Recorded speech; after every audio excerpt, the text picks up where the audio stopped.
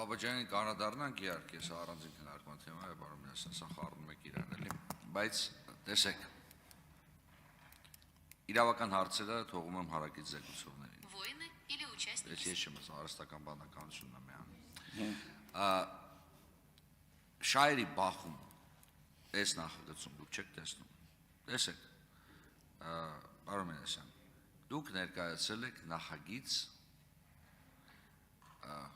Հեռուստատեսության և ռադիոյի հանձնաժողովի անդամ լիազորությունների դադարեցման, որը ոչ թե քաղաքական զսպվածության կանոնն է խախտել, օրինակ կհասկանա այդ նախագիծ ներկայացնել, օրինակ պատիվ ունեմ խմբակցությունը, քաղաքացիական պայմանագիր խմբակցությունը, դուք ներկայացրել եք նախագիծ, որովհետև ձեր ըմբռնմամբ, ձեր ընկալմամբ հանձնաժողովի անդամը վարկաբեկել է կամ քաղաքական չեզոքությունը խախտել է ձեր իսկ կուսակցության նկատմամբ։ Դուք արդյոք ստեղ կարող եք դիտարկվել որպես անաչառ որոշակի առումով։ Արդյոք դուք կարող եք լինել դատավոր սեփական գործում։ Եվ արդյոք այս պրակտիկան իրավաչափ է։ Եվ արդյոք, եթե օրինակ գովեստի խոսքեր հնչեցներ պարոն Հակոբ Հակոբյանը դաշնակցության նկատմամբ, դուք սա կդիտեիք որպես Եվս հիմք քաղաքական չեզոքության խախտման հիմքով վերջինիս լիազորությունների դադարեցման համար, որտեղ դուք ինքներդ եք ասում, որ նույնիսկ դրական խոսքերը պետք է դիտարկվեն որպես չեզոքության սկզբունքի խախտում։ Ճիշտ եմ ես ընկալել, խնդրեմ։ Ճիշտ եք ընկալել, պարոն Վարդանյան, ես չգիտեմ, չեմ պատկերացնում մի երազ, որտեղ այս խոսքերի համար դուք կներկայացնեիք նման նախագիծ։ Այսինքն այս խոսքերի համար ուղղված դաշնակցությանը դուք երբևէ կներկայացնեիք որևէ նման նախագիծ, բայց եթե մի չոր խոսք ասվեր ԿՊ-ին, ոչ միայն կներկայացնեիք, 24 ժամ չէիք թողի մնար մարդ այդ պաշտոնին, կամ SMS-ով գործողության կգնայիք։ Տեսեք, ես սկզբից ասեցի, խոսքը չի վերաբերում միայն դաշնակցությանը, խոսքը վերաբերում է ընդհանուր քաղաքական դիմախոսությանը, որտեղ ես նշեցի նաև, երբ որ խուժաներ է անվանում այն ընդդիմախոսներին, ովքեր որ օրինակ պայքարում էին, եթե ես չեմ սխալվում, տրանսպորտի թանկացման դեմ, հա, կամ եկեղեցու մասով եւ այլն։ Տվյալ դեպքում ընդհանուր գնահատականի մասն եմ ես ասում։ Կոռուպցիայի կանխարգելման հանձնաժողովն է, որ տեսել է միայն դաշնակցության հասցեին տրված գնահատականի մասով։ Ես դրա համար կոնկրետ ասեցի այս հատվածը։ Մնացած մասով նույնն է։ Խախտվել է քաղաքական չեզոքությունը, զսպվածությունը։ Սա է հիմքը։ Իսկ ինչ վերաբերում է շահերի բախման մասով ձեր արտահայտած մոտեցմանը, ես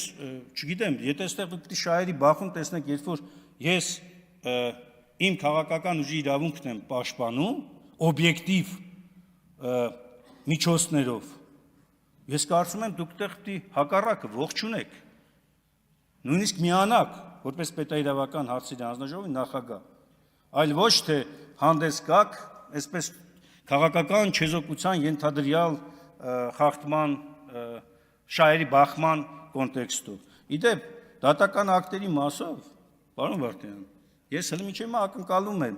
ձեզնից, դուք ինքներդ եք հրապարակային ասել, որ դուք էլ հետամուտ կլինեք, թող պարզաբանեն ինչի չի կատարում այդ ակտը։ Միջև այսօր չունենք։ Դատական ակտ չկատարելու համար 8 սրբազանի բացակայության արգելք է կիրառում, 8 է 6 է եւ այլն։ Բա 3-4 տարի է Արման Բաբաջանյանը աջ, ձախ նստած շարունակաբար հաղորդումներ, հեռուստահաղորդումներում շարունակաբար իր իրավախախտումը թույլ է տալիս։ Բա մեր իրավապահ մարմինները, բա դուք որպես օրենսդիր մարմին, բա ձեզ չի հետաքրքրում, ինչ չի կատարում այդ դատական ակտը։ Կարող է շահերի բախում կա։ Կարող է շատ հաճելի է, երբ որ դաշնակցության հասցեին ամենաայլանդակ վիրավորանքները հնչեցնում են եւ մնում են անպատիժ։ Կարող է դա հաճելի է ձեզ։ Վստահ եմ հաճելի է շատերին։ Արձագանք։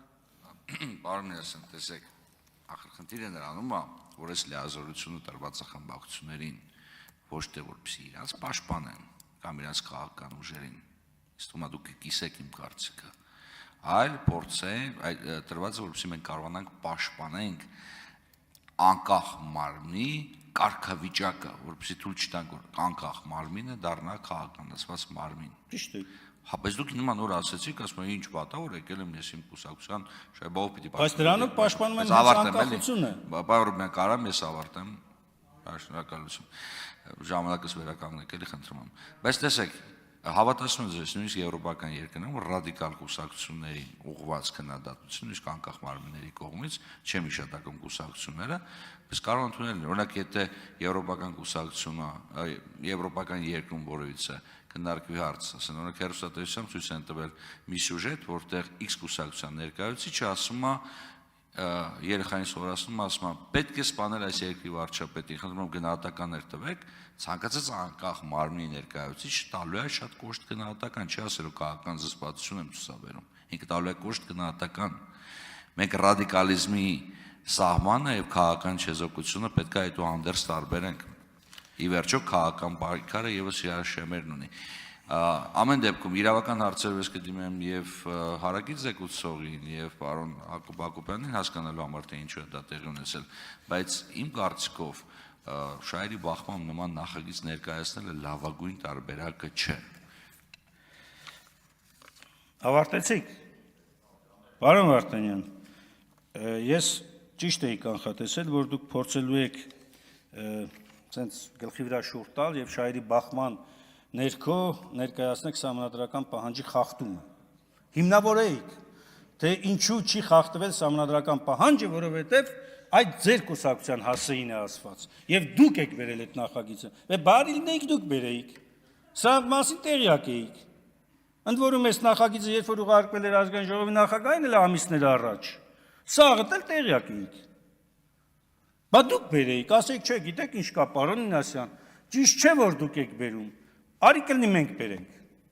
Մենք ինքներս ենք ընտրել, մենք ինքներս էլ այդ քննարկումը ծավալենք այստեղ,